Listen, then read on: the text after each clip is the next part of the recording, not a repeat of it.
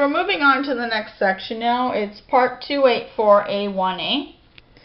Line 22f1fa19a1a, Cosmo 111 Ye-6S, Luna 10 Moon Orbiter 5G Wow Seti. There's the alien radio signal there. So I googled Cosmos 111, and it's a spacecraft and subsystems. Cosmos 111 was designated a Ye-6S spacecraft consisting of a Ye-6 bus attached to a cylindrical pressurized 245 kilogram lunar orbiter module.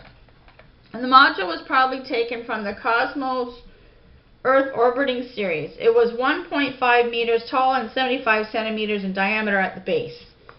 The main propulsion systems for lunar orbit insertion were on the bus, and the science payload was carried on the orbiter module.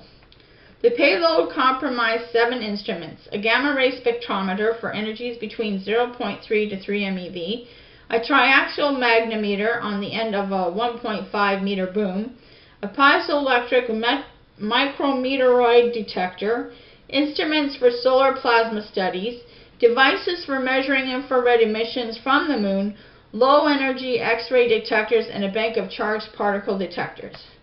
Additionally, the radio system could be used for gravitational and radio occultation studies. The lunar orbiting module was battery-powered, and communications were via 183 MHz and 922 MHz aerials. And that's from nssdc.gsfc.nasa.gov. And it looks like my camera's running out of power here. So there's the Luna 10. And I'll be blogging that information that talks about Luna 10, Cosmos 111. So the next video is going to be doing some more about the radio. So the radio experiments were designed to spacecraft radio systems for... Okay, so I already did that one. Luna 10 was the first spacecraft to go into orbit around the moon and the first human-made object to orbit any body beyond this Earth in 1966.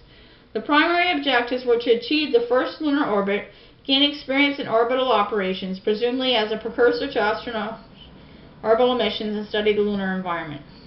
Okay? And there's just a